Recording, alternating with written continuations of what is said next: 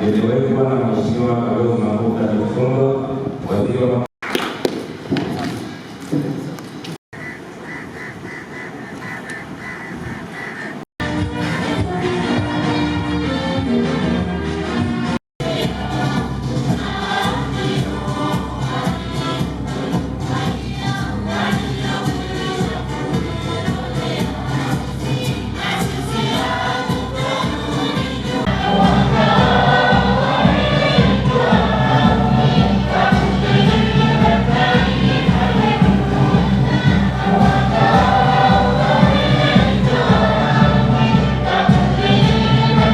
Leo tunashuhudia uwekaji huu wa jiwe la msingi wa jengo jipya la ghorofa 4 la chuo cha utawala wa umma, na nikupongeze sana kwa chuo. Naona umetaja kama bilioni 1 bilioni 4 na kitu.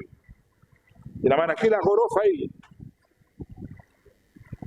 imechukua chini ya bilioni pamoja na ground floor.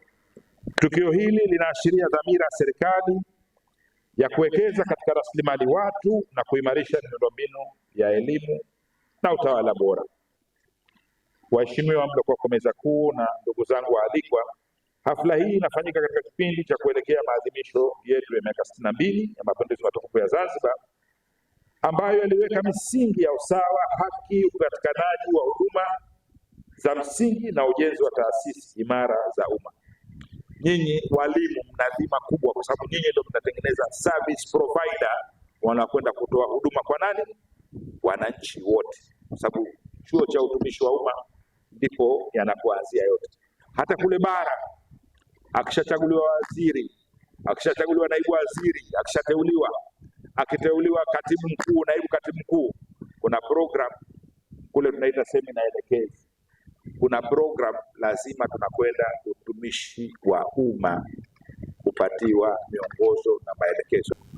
Hatua hizi zote zina uhusiano wa moja kwa moja na kuboresha utoaji huduma kwa wananchi, na kwa msingi huo na waomba sana walimu, wanafunzi na wale wote watumishi wa umma tuendelee kushirikiana kwa karibu na viongozi wetu katika kusimamia na kuhakikisha utekelezaji wenye ufanisi wa shughuli zote za umma kwa maslahi mapana ya taifa, kwa sababu mwananchi wa kawaida anategemea huduma zetu, na tusimfrustrate kwa kumrudisha asipate ile huduma.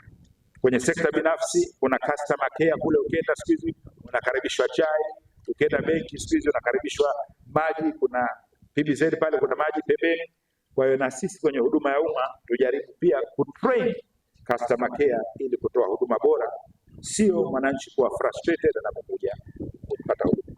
Ili hata kwa Mwenyezi Mungu inakuwa si halali pia ukimrudisha yule mwananchi amesononeka, hukumpa hata neno la faraja, kwa sababu wewe unalipwa mshahara wako kutokana na kodi ambayo yule mwananchi mnyonge analipa. Serikali ya Mapinduzi ya Zanzibar kupitia Dira ya Maendeleo mwaka 2050 imeweka bayana azma ya kujenga taifa lenye uchumi imara, shindani, jumuishi na endelevu kwa kuimarisha maendeleo ya utumishi wa umma. Sote tunatambua kwa jengo hili ni nguzo muhimu ya utekelezaji wa dira hiyo, kwani itakuwa ni chachu ya kuandaa viongozi wanaomiliki na kuitekeleza kwa vitendo. Mageuzi ya utumishi wa umma si hiari bali ni lazima. Mageuzi haya yanahitaji mabadiliko ya mifumo, taratibu na zaidi ya yote fikra na mienendo ya viongozi.